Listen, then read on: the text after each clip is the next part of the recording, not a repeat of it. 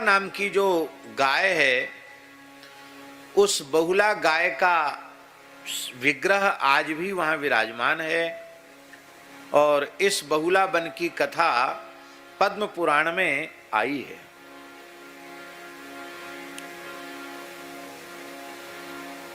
ये बहुला नाम की गाय थी। वैसे बहुला, समंगा, अकुतोभया, क्षेमा, सख्या, भूयसी, सर्वसा, ये ब्रह्मांड में स्थित 7 प्रधान गायों के नाम हैं। महाभारत में इन नामों का महात्म्य लिखा है कि इन 7 नामों को जो कोई उच्चारण करता है वो ब्रह्मांड की समस्त गायों का स्मरण उसके द्वारा हो जाता है, समस्त गायों के नामों का उच्चारण उसके द्वारा हो जाता है, उसके संपूर्ण पाप नष्ट हो जाते हैं, उसे गोदान का पुण्य प्राप्त हो जाता है, उसको चंद्रमा के जैसी कांति प्राप्त हो जाती है और अंत में वह भगवान के नित्य धाम को प्राप्त करता है, उसके सारे पाप नष्ट हो जाते हैं। बड़ा महात्म्य लिखा है और ये स्वयं गायों ने ही अपने नामों के उच्चारण का महात्म्य बताया है। महाभारत अनुशासन पर्व के ये श्लोक हैं। प्रत्येक गौशाला में ये नाम लिखाए जाने चाहिए। चाहे घर में गाय हो तो वहां भी ये 7 नाम जरूर लिखाना चाहिए।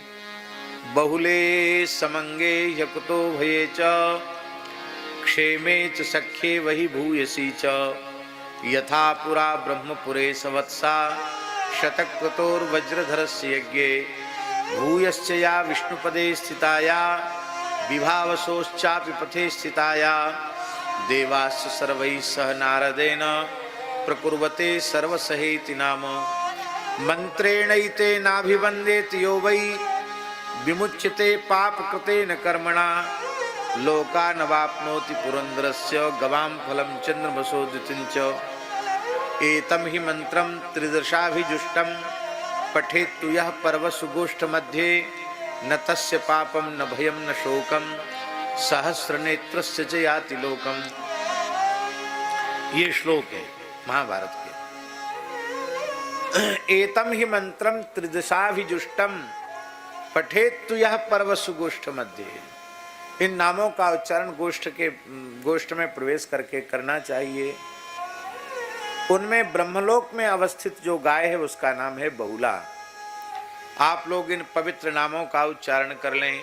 श्री बहुलायै नमः, श्री बहुलायै नमः, श्री समंगायै नमः, श्री समंगायै नमः, श्री अकुतोभयायै नमः, श्री अकुतोभयायै नमः, श्री क्षेमायै नमः, श्री क्षेमायै नमः, श्री सख्यायै नमः, श्री सख्यायै नमः, श्री भूयस्यै नमः, श्री भूयस्यै नमः, श्री सर्वसहायै नमः, श्री सर्वसहायै नमः, श्री समंगायै नमः, श्री शवायै नमः। इस प्रकार से ये नाम है।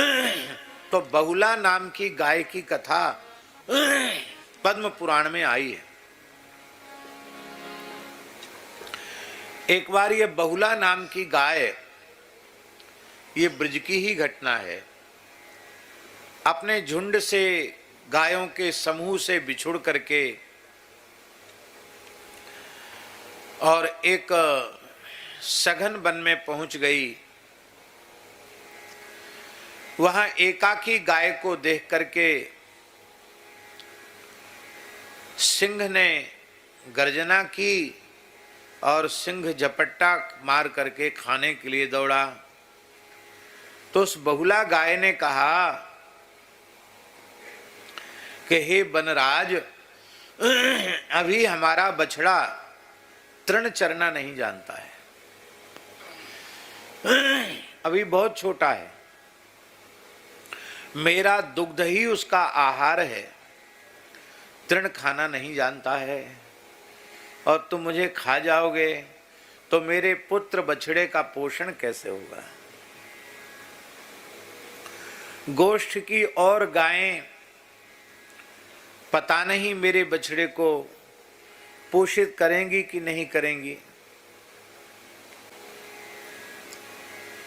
इसलिए मैं सत्य की शपथ खा करके कह रही हूं कि मैं अपने बछड़े को दूध पिलाकर और दूसरी गाय जो कोई मेरी माँ लगती हैं, कोई मेरी बहन लगती हैं, बुझा बुझा करके अब से तुम्हारी यही माँ है और मैं आ जाऊंगी और तुम खाकर अपनी भूख बुझा लेना। सिंह हंसने लग गया। सिंह ने कहा कि तुम मुझे मूर्ख समझती हो? अरे अपने मौत के मुंह से निकलकर कोई फिर द्वारा जानबूझकर मृत्यु के मुख में भला क्यों आएगा? तुम झूठ बोल रही हो, तुम लौटकर मेरे पास नहीं आओगी। तब उस गाय ने सत्य की बड़ी महिमा का वर्णन किया। सत्य के बल पर यह पृथ्वी स्थिर है। सत्य के बल से ही शेष जी ने इस पृथ्वी के भार को अपने सिर पर धारण किया है। सत्य के बल से ही सूर्य तप रहे हैं। सत्य के बल से ही चंद्रमा शीतलता देकर सबका पोषण कर रहे हैं। सत्य के बल से ही ब्रह्मा जी सृजन करते हैं। सत्य के बल से ही विष्णु पालन करते हैं। सत्य के बल से ही शिव संहार करते हैं। हे बनराज, वस्तुतः यदि कोई एक शब्द में धर्म को समझना चाहे तो एक शब्द सत्य ही है। सत्य ही धर्म है और धर्म ही सत्य है। इसलिए धर्म से बढ़कर कोई नहीं होता। मैं सत्य धर्म की शपथ लेकर कहता हूं कि मैं आ जाऊंगी।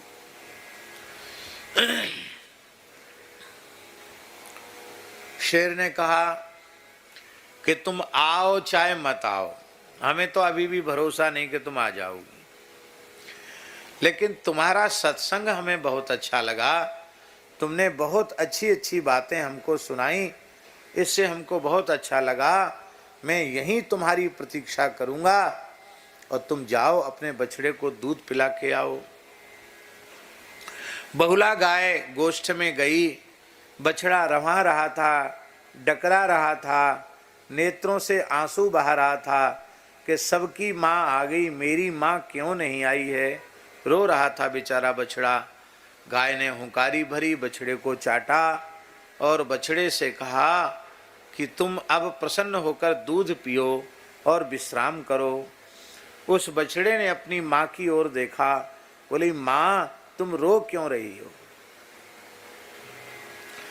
भले ही मैं भूखा प्यासा हूं पर मैं दूध नहीं पीऊंगा, तुम अपने रोने का कारण बताओ। गाय बताना नहीं चाहती थी बहुला। मैं कहूंगी कि शेर के मुंह से बच के आई हूं, ये बेचारा दूध नहीं पिएगा।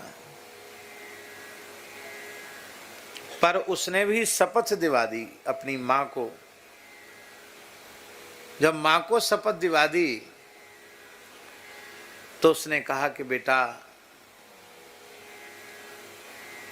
सत्य के बल पर यह पृथ्वी टिकी हुई है और मैं सिंह के सामने वचन देकर आई हूं, प्रतिज्ञा करके आई हूं, मुझे तो वहां जाना ही पड़ेगा।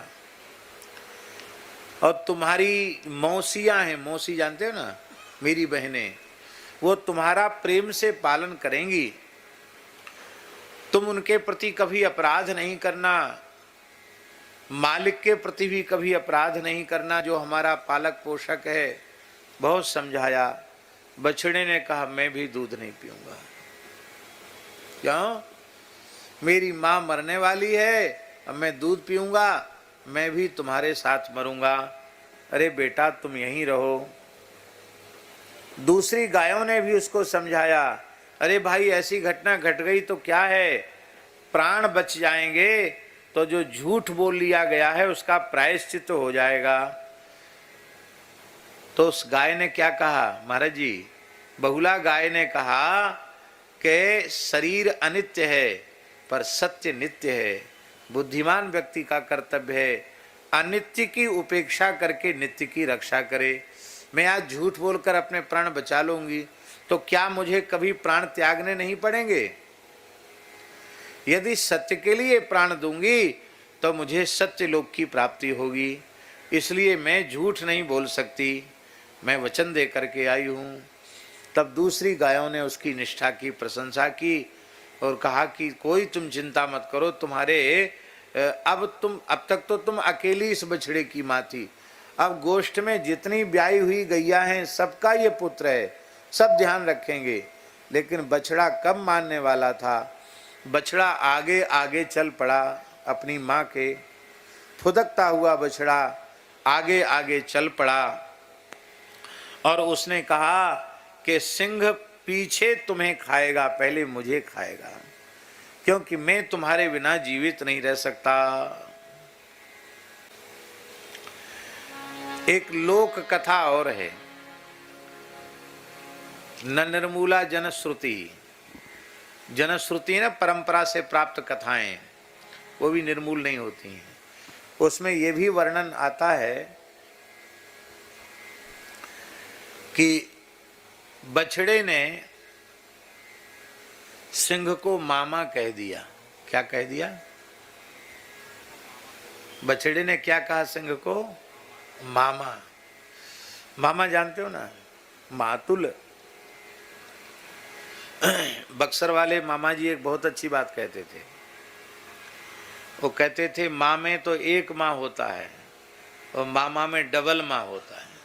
बोलो भक्तवत्सल भगवान की।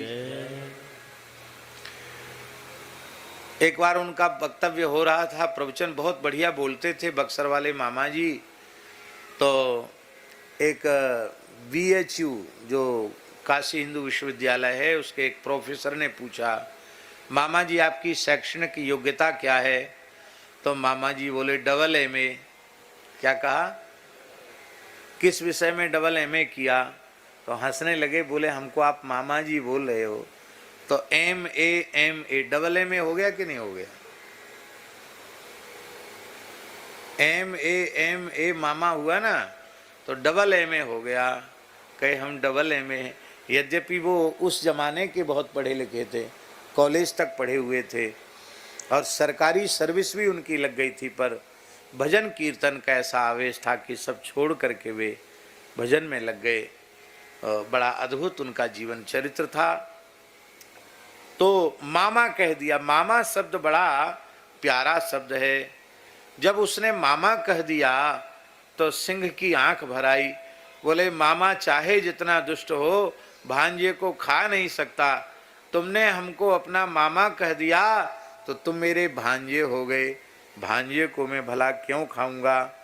और जब भांजे को नहीं खाऊंगा तो अपनी बहन को भला क्यों खाऊंगा? कोई भाई अपने बहन को खाता है क्या? बहन की रक्षा करता है, उसको भाई कहते हैं। तो हे बहुला गाय, तुमने हमें सत्य धर्म का बोध कराया, तुम अपनी प्रतिज्ञा की सच्ची निकली।